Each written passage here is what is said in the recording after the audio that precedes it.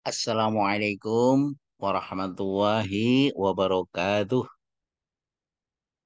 Alhamdulillahirabbil alamin wassalatu wassalamu ala asyrafil anbiya'i wal mursalin wa ala alihi wa ashabihi wa man tabi'ahum bi ihsanin ila yaumiddin amma ba'd.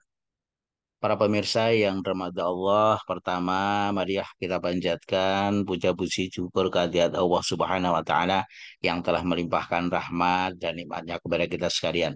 Salawat serta salam semoga tercurah kepada junjungan kita Nabi akhir zaman Nabi Muhammad Sallallahu Alaihi Wasallam beserta para keluarganya, para sahabatnya dan umatnya, dan mudah-mudahan kita semua termasuk umatnya yang senantiasa istiqomah menjalankan ajarannya. Amin ya robbal alamin.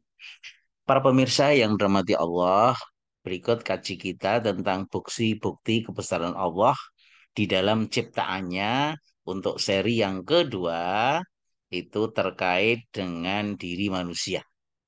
Nah, jadi berikut ini akan dijelaskan tentang bukti-bukti kebesaran Allah di dalam ciptaannya untuk bagian yang kedua atau seri yang kedua yaitu di dalam diri kita, di dalam diri manusia. Nah, ini adalah gambaran dari seorang calon manusia yang ada di kandungan perut ibunya. Allah berfirman dalam surat Fusilat ayat yang ke-53, A'udzubillahi minasyaitonirrajim. Sanurihim ayatina fil afaqi wa fi anfusihim hatta yatabayyana lahum annahul haq. Awalam yakfi bi rabbika annahu ala kulli syai'in syahid. Kami akan memperlihatkan kepada mereka tanda-tanda kekuasaan kami di segenap penjuru langit dan di dalam diri mereka sendiri. Sehingga jelaslah bagi mereka bahwa Al-Quran itu benar. Tiadakah cukup bahwa sesungguhnya Tuhanmu menjadi saksi atas segala sesuatu. Jadi kalau di seri yang pertama itu membahas bagian dari ayat ini yaitu fil afaki, yaitu di segenap penjuru langit.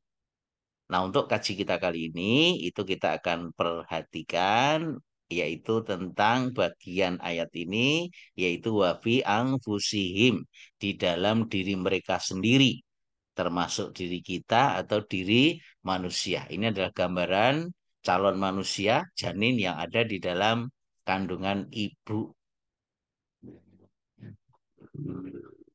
Nah, kemudian di dalam surat Al-Mu'minun ayat yang ke-12 sampai dengan 14, Allah juga berfirman, A'udzubillahi minasyaitonirrajim. Walaqad khalaqnal insana min sulalatin min tin, tsumma ja'alnahu nutfatan fi qararin makin, tsumma khalaqnan nutfata 'alaqatan fa khalaqna فخلقنا العلقة مضغة فخلقنا المضغة عظاما فكسونا العظام لحما ثم أنشأناه خلقا آخر فتبارك الله أحسن الخالقين.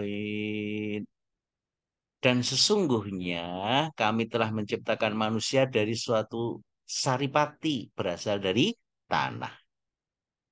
Ayat yang ke-13, kemudian kami jadikan saripati itu air mani yang disimpan dalam tempat yang kokoh, yaitu rahim.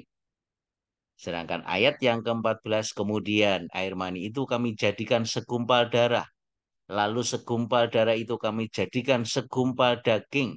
Dan segumpal daging itu kami jadikan tulang belulang. Lalu tulang belulang itu kami bungkus dengan daging.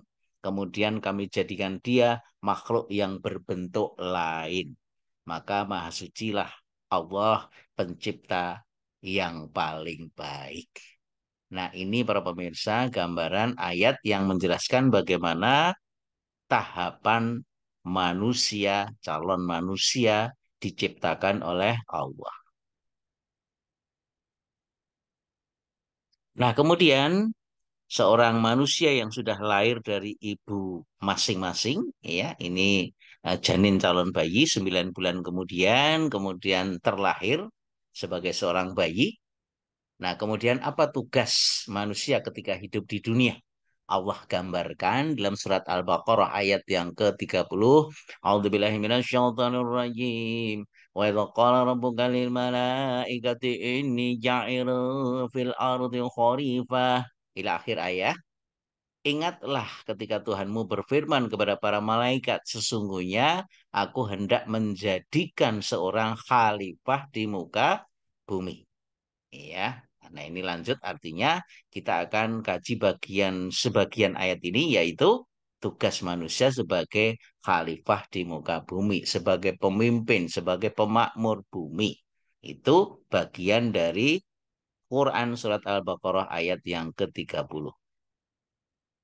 Kemudian di dalam surat Az-Zariyat ayat yang ke-56 Allah pun berfirman, A'udzubillahi minasyaitonirrajim. Wa ma khalaqtul jinna wal insa illa liya'budun. Dan aku tidak menciptakan jin dan manusia kata Allah, melainkan supaya mereka mengabdi kepadaku, supaya mereka beribadah kepadaku. Jadi tugas manusia ketika hidup di dunia sebagai pemimpin khalifah fil ard. Kemudian yang kedua adalah untuk beribadah kepada Allah. Nah, untuk dijadikan sebagai khalifah di muka bumi, maka Allah membekali kita. Apa saja itu, para pemirsa? Allah berfirman dalam surat An-Nahl ayat yang ke-78, Allah berfirman, A'udzubillahi minasyaitonirrajim. Wallahu akhrajakum min butuni ummahatikum la ta'lamuna syai'a wa ja'ala lakumus sama wal absara wal afida la'allakum tashkurun. Dan Allah mengeluarkan kamu dari perut ibumu dalam keadaan tidak mengetahui sesuatu pun. Dan dia memberi kamu pendengaran, penglihatan, dan hati agar kamu bersyukur. Kemudian Allah juga berfirman dalam surat Al-Mulk ayat yang ke-23.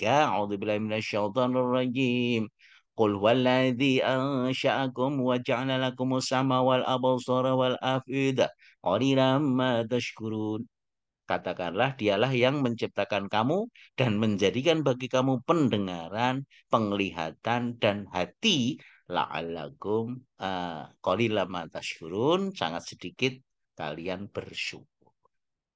Nah, ini gambaran dua ayat yang menggambarkan bahwa Allah memberikan bekal kepada kita, yaitu tiga hal di sini para pemirsa. Jadi ketika janin dalam kandungan semakin besar, kemudian siap untuk lahir.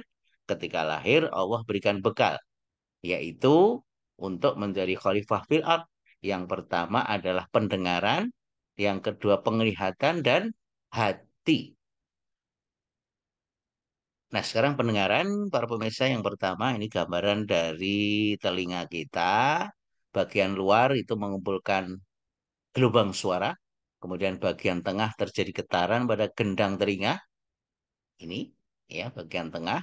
Nah, sedangkan bagian dalam sepanjang jalur rumah siput terdiri dari 20.000 sel-sel rambut yang mengubah getaran suara menjadi getaran-getaran saraf yang akan dikirim ke otak kita.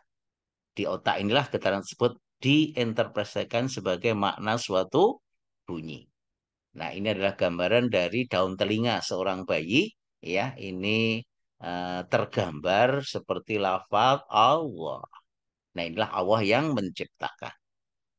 Nah, kemudian batas frekuensi yang bisa didengar oleh telinga manusia para pemirsa yaitu antara 20 sampai 20 ribu Hz. Nah, itu adalah karunia Allah yang pertama, telinga. Kemudian yang kedua adalah penglihatan. Ya, alatnya, organnya namanya mata, yaitu mata kita. Nah, ini adalah gambaran mata kita. Nah, ini adalah bagian dalam dari mata kita. Nah, mata kita itu alat optik yang sangat canggih yang Allah karuniakan kepada kita semua. Karena mata kita itu memungkinkan untuk membedakan lebih dari 10 juta warna.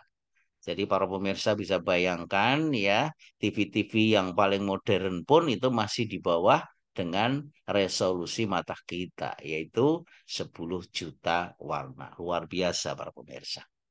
Nah, kemudian yang ketiga para pemirsa, yaitu hati. Ya, Rasulullah SAW bersabda, ingatlah bahwa dalam tubuh manusia itu ada segumpal daging. Bila ia baik, akan baiklah seluruh tubuh. Akan tetapi bila ia rusak, akan rusak pula tubuh itu seluruhnya. Segumpal daging itu bernama hati. Nah, hati di sini pengertiannya bukan hati hepar, para pemirsa ya. Hati itu adalah hertz, ya, terkait dengan perasaan kita, ya, organnya jantung. Nah, kalau kita cermati jantung jantung kita, para pemirsa, itu senantiasa berdenyut 70 kali per menit atau 4.200 kali per jam atau 100.800 kali per hari atau 36.792.000 kali per tahun. Jadi kalau usia seseorang itu 50 tahun, berarti para pemirsa jantung kita ini senantiasa berdenyut tidak pernah berhenti. Ya, jumlah denyutannya adalah 36 juta lebih kali 50 tahun. Bisa dibayangkan. Ya, nah begitu sempurnanya nggak pernah berhenti, selalu memompa darah. Nah, darah yang dipompa ini itu sebanyak 2.200 galon per hari atau 8.030.000 galon per tahun. Jadi kalau usia seseorang itu 60 tahun, berarti sudah memompa darah sebanyak 481.800.000 galon. Itu kalau kita timbang beratnya kira-kira 345.000 ton. Subhanallah. Begitu luar biasa. Melalui pembuluh darah yang apabila ujung-ujung pembuluh darah itu disambungkan dari ujung telapak kaki kita sampai dengan otak kita itu panjangnya mencapai 100.000 kilometer. Luar biasa para jamaah. Ya, para pemirsa. Nah, kemudian di samping empat bagian yang Allah karuniakan untuk menjadi khalifah fil ard ini, maka Allah juga karuniakan otak. Nah, sel otak kita itu ada dua macam, yaitu neuron dan glia. Ini gambaran dari otak kita. Jumlah neuron itu kira-kira 100 miliar, kemudian jumlah sel pendukungnya 900 miliar. Jadi jumlah sel otak manusia itu rata-rata kira-kira sebesar 1 triliun.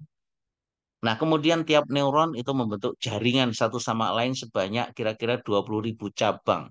Bisa dibayangkan betapa rumit jaringan otak kita yang Allah karuniakan untuk berpikir. Nah, itu adalah bagian dari karunia Allah untuk menjadi khalifah fil ardh. Nah, kemudian otak kita ini itu ada tiga bagian yang kita kenal dengan triune brain, yaitu neokortek, kemudian ada sistem lembik, ya, ini neokortek yang di luar, sistem lembik yang di tengah, kemudian yang di bawah ini adalah batang otak.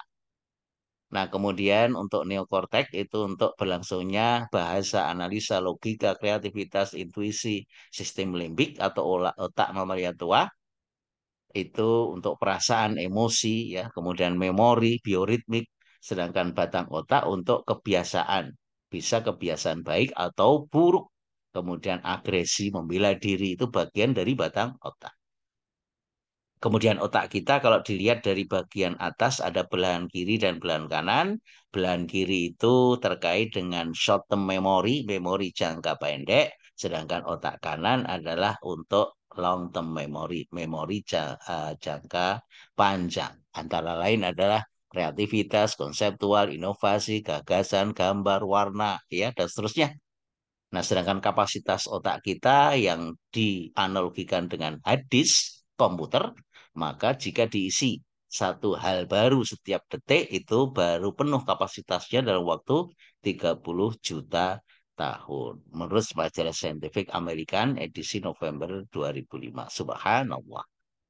Luar biasa para pemirsa. Daya ingat atau memori otak kita setara dengan 1 juta gigabits. Padahal komputer yang tercanggih sekarang itu memorinya kalau 5 gigabits itu sudah sangat cepat, luar biasa. Jadi otak kita itu komputer yang super canggih. Dengan kemampuan komputer sekarang, maka ya RAM itu RAM otak kita baru penuh dalam waktu 35 tahun. kalau satu detik satu data baru masuk. Itulah karunia Allah yang sangat luar biasa yang Allah berikan kepada kita untuk bekal sebagai khalifah fil ard. Ini saja kaji kita, mudah-mudahan ini menjadikan kita lebih yakin, lebih percaya bahwa tugas kita untuk menjadi khalifah fil ard, kemudian yang kedua untuk beribadah kepada Allah. Kita akan lanjutkan dengan materi selanjutnya. Kita tutup kaji kita untuk seri yang kedua ini dengan membaca subhanakallahumma wa bihamdika asyhadu an la ilaha illa anta astaghfiruka wa atubu ilaik. Billahi taufiq wal hidayah. Assalamualaikum warahmatullahi wabarakatuh.